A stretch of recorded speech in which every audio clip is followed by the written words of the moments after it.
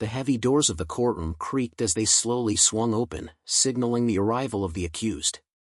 James Carter, dressed in a wrinkled orange jumpsuit, stepped inside, his heart pounding in his chest. His large, dark eyes scanned the room, and he felt the weight of 100 stares boring into him. The courtroom was tense, the air thick with anticipation, as if everyone was waiting for something to happen, and for the first time in his life, James felt like the world was against him. James was no stranger to the criminal justice system. He had spent his childhood in foster care, bounced from home to home, and watched many of his peers get caught up in the cycle of arrests and incarceration. But never in his worst dreams did he imagine being the one on trial for something he didn't do. His lawyer, Robert Fitzgerald, a man in his late 40s with graying hair and a perpetually distracted demeanor, sat next to him. Fitzgerald's eyes flickered nervously across the room, not at James, but at the judge, Judge Thompson.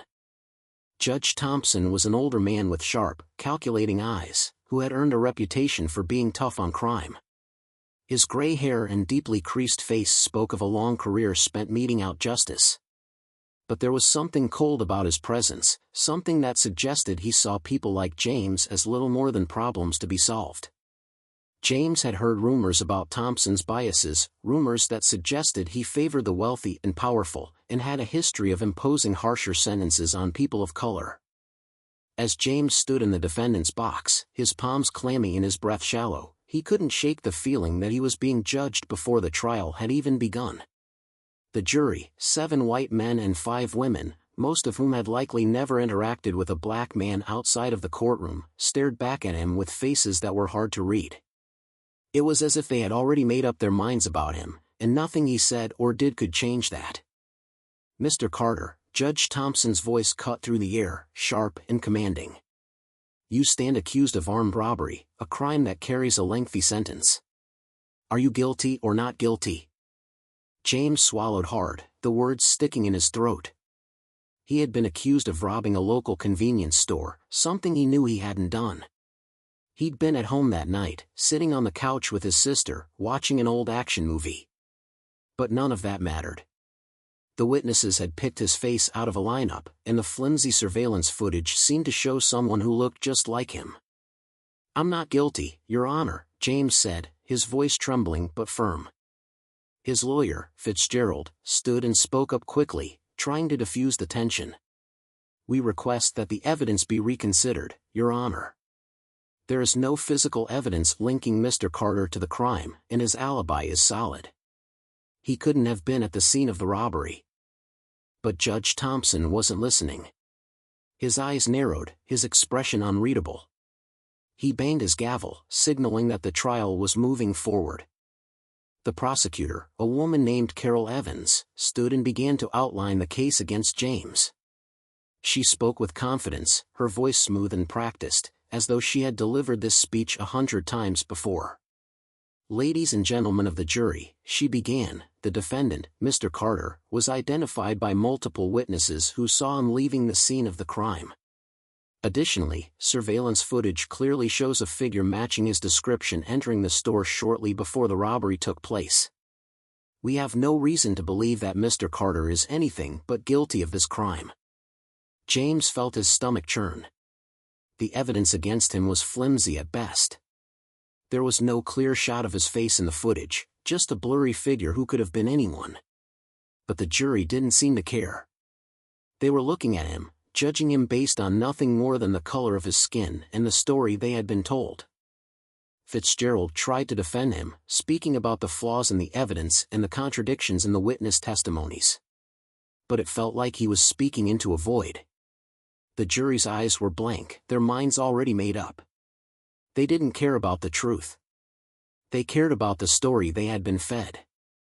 As the trial dragged on, James began to feel a deep sense of despair. He was being painted as a criminal, a thug, and no matter how much he protested, it didn't matter. The system was stacked against him, and there was nothing he could do to change that. Then came the moment he had feared, the closing statements. The prosecutor stood and painted a picture of James as a dangerous man, a repeat offender who had simply gotten lucky in the past but was now finally caught. Her words were like knives, each one plunging deeper into his chest. James glanced over at the jury, trying to hold on to some shred of hope.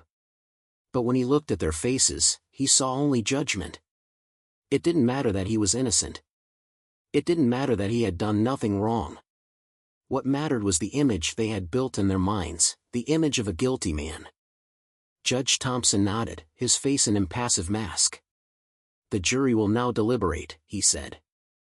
James sat back, feeling like a small, insignificant part of a larger, twisted machine. The jury would return with a guilty verdict. He knew it.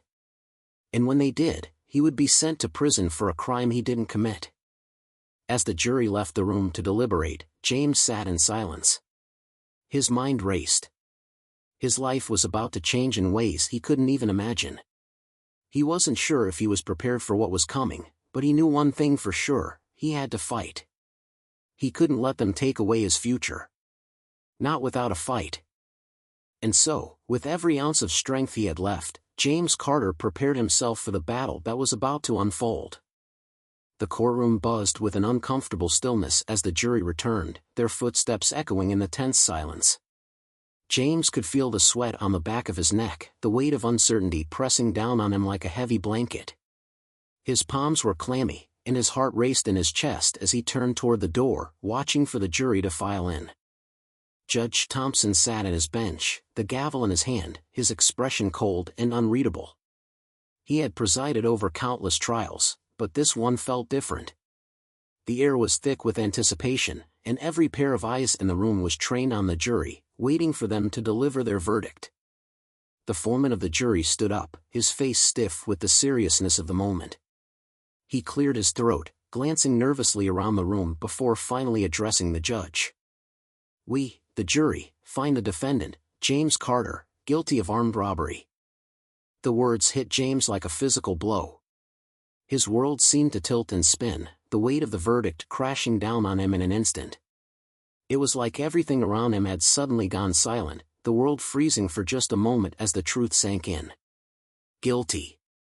He was guilty in their eyes, despite the overwhelming evidence that had shown his innocence. His breath caught in his throat, and his hands trembled as he struggled to process what had just happened. The courtroom around him seemed to blur, his vision narrowing as the voices of the prosecutor and his lawyer, Fitzgerald, faded into the background.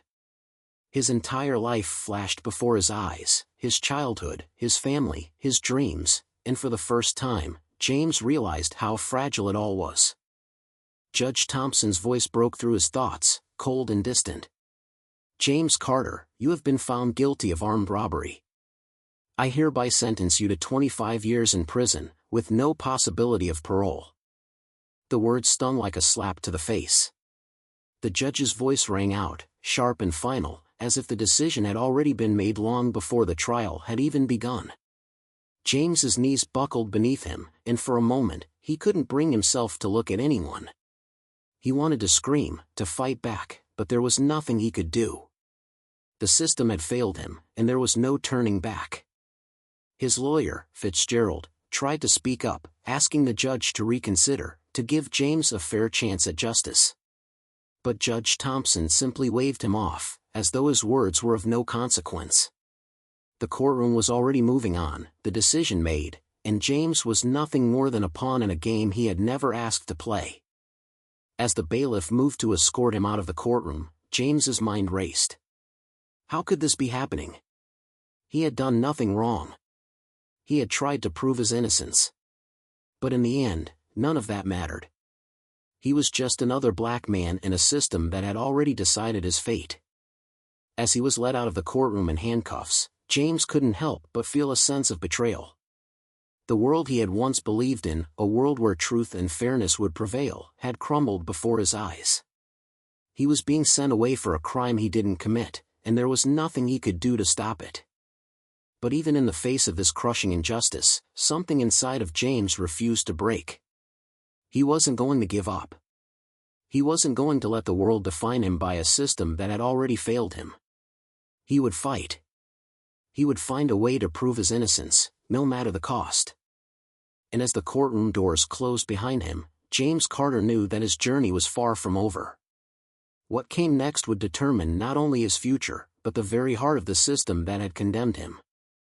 The cold, steel doors of the prison clanged shut behind James with a finality that echoed through his bones. The sound reverberated deep within him, as if marking the end of the life he once knew.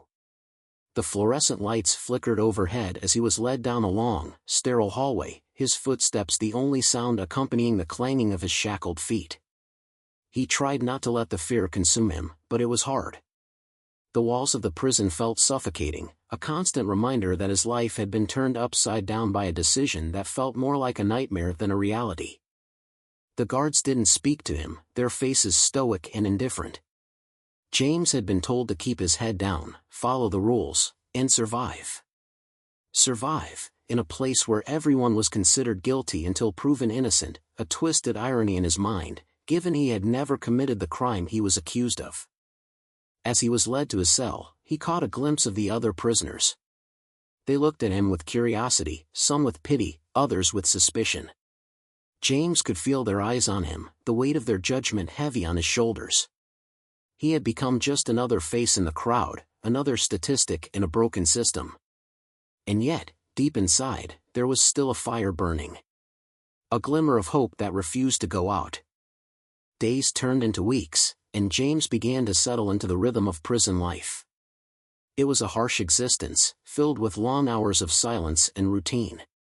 His lawyer, Fitzgerald, had promised to appeal the verdict, but James knew the odds were against him. The system was slow, and even if they managed to get his case retried, what were the chances of a different outcome? The world was against him, and no one seemed to care. But then, one afternoon, as he sat in the prison yard, lost in his thoughts, something unexpected happened. A man approached him. He was tall, dressed in a sharp suit that seemed out of place in the bleak surroundings of the prison. His face was familiar, but James couldn't place him at first. The man's eyes were sharp, and there was something about the way he carried himself that made James sit up straighter. "James Carter?" The man's voice was calm, yet authoritative. James nodded, cautiously. "Yeah, that's me. Who are you?" The man smiled slightly, though it was more a knowing expression than one of friendliness. "I'm Detective Marcus Williams. I'm here because I believe you've been wronged." James blinked, confused. "Wronged? What do you mean?" Williams glanced around, ensuring no one was listening, before stepping closer. "You were convicted on a crime you didn't commit. And I've been looking into your case for some time. I've been digging into the evidence, and I've found something big." James's heart skipped a beat. This was the first real sign of hope he'd had since his conviction. "What did you find? Is there a chance I can get out of here?" The detective's eyes narrowed, and his voice dropped to a whisper. "I can't go into details just yet, but trust me when I say this, I believe you. And I'm going to do everything I can to make sure you get the justice you deserve." James felt a surge of emotions wash over him, hope, anger, confusion. For the first time in a long while, he felt like he had someone on his side. But there was still a long road ahead. He had to trust Williams, but trust didn't come easily after everything that had happened. He had been betrayed by the system, by the people who were supposed to protect him. Still, a small part of him allowed himself to feel something he hadn't felt in a long time, optimism. Williams continued, "I'll be in touch. Just hold on. I'm going to move heaven and earth to get this case reopened. You're not alone in this fight." As the detective walked away, James's mind raced. Was this really happening? Was there finally a chance for him to clear his name? The thought that justice could still be possible made him feel like he might just survive this. The fire inside him flickered brighter, and for the first time in a long while, he could see a path forward. But even with this newfound hope, James knew that it wasn't going to be easy. The fight for his freedom was only beginning. He would have to confront his past, the lies, and the people who had wronged him. But no matter what, he was ready. He had nothing left to lose. And if Detective Williams was right, if he could prove his innocence, James Carter might just find his way out of the hell he had been trapped in for far too long. But the question was, Would the system finally listen? Would they finally hear him? Or would the forces that had wronged him continue to bury the truth, no matter how hard he fought? The answers were unclear, but one thing was certain: James wasn't giving up. Not now, not ever. The days that followed were a whirlwind of legal maneuvering, paperwork, and tense meetings between Detective Williams, Fitzgerald, and other key players involved in James's case. With every conversation, every document scrutinized, the tension in James's chest seemed to tighten, but he held on to the hope that something, anything, might break the dam of injustice that had held him prisoner for so long. But the fear still lingered, the fear that even with Williams's dedication, the odds were stacked against him. The system was big, complicated, and entrenched in a web of bureaucracy and corruption. It wasn't until a few weeks later, after a series of painstakingly thorough investigations into the evidence, that Detective Williams called James into the prison office. His face was unreadable as he greeted James, but there was a certain weight to his demeanor, an air of purpose that immediately told James something had changed. "Sit down, James," Williams said, his voice low, but not without a hint of something that resembled optimism. James sat, the cold steel chair pressing against his legs, but it didn't matter. His heart was hammering in his chest as he looked at Williams, awaiting whatever news the detective had to deliver. "I've got the new evidence," Williams began, placing a thick file on the table in front of James. "It's not just some technicality or minor mistake. What we have here is proof that the entire case against you was built on lies. Not just lies, but a conspiracy." James leaned forward, his pulse quickening. "What do you mean, conspiracy?" Williams's eyes met his, a mix of disbelief and determination in them. "The key witness who testified against you. His statement was fabricated. We found a video that shows him lying about the entire sequence of events. Not only that, but we've uncovered evidence that links him to the real criminals. Your conviction wasn't a mistake, James. It was intentional." James's mind spun. His stomach churned with disbelief. Could it really be true? Had his entire life been derailed because of one man's lie? He could hardly wrap his mind around it. It felt like a dream, a horrible, suffocating nightmare. And yet, the facts were now in front of him. "I knew it. I knew something wasn't right," James muttered, his voice hoarse. "But how do we even begin to undo all of this?" "We go public," Williams said. "We take this straight to the judge. We've got more than enough to exonerate you. It'll be a fight, but we can win this." James stood, walking to the small window of his cell. The world outside felt so far away, so unreachable. But now, it seemed closer than ever. He could feel it, the weight of the truth pushing through the darkness. He was about to be given a second chance at a life that had been stolen from him. A few days later, the hearing was scheduled. The atmosphere in the courtroom was tense, the air thick with anticipation. James sat at the defendant's table, his palms sweating as he glanced nervously at his lawyer, Fitzgerald, who sat beside him, flipping through the file. The prosecution, led by a slick and smug attorney, sat at the other table, confidently preparing their case, unaware that the tide was about to turn. The judge entered, his gavel striking the wooden block with a loud, final echo. "Order in the court," he commanded, his voice harsh. James's heart pounded as he took in the scene. He looked up at the judge, the same judge who had sentenced him to 25 years without a shred of doubt. The same man who had dismissed his cries for justice as nothing more than an inconvenience. "Your Honor," Fitzgerald began, standing and addressing the judge.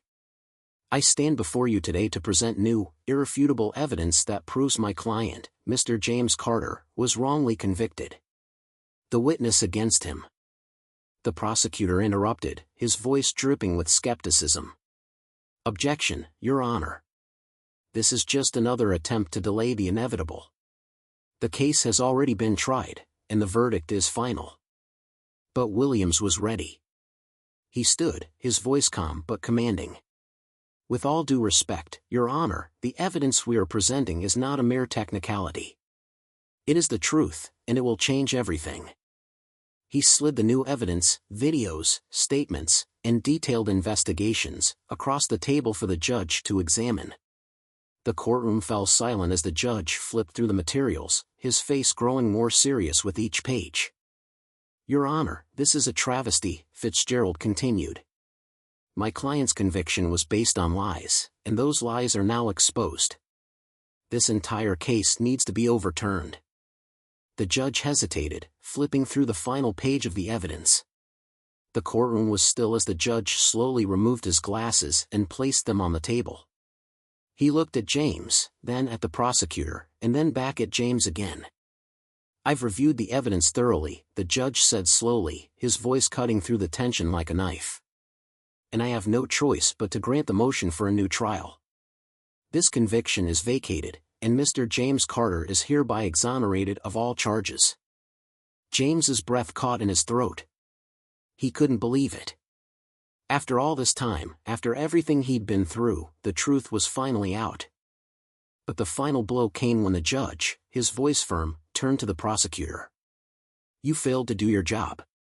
You failed the people of this city. And I will be reviewing your conduct in this case. There will be consequences." The prosecutor's face turned white as he stood, realizing that his career was about to be shattered in front of the entire courtroom. The gavel struck again. Case dismissed. For a moment, everything felt like a dream. James could hardly believe it. He was free. Free from the chains of a wrongful conviction. As he walked out of the courtroom, the sun shining brightly outside, he knew this wasn't just a victory for him, it was a victory for justice. And though the scars of his time in prison would remain forever, James Carter had reclaimed his life, and nothing, no one, could ever take that from him again.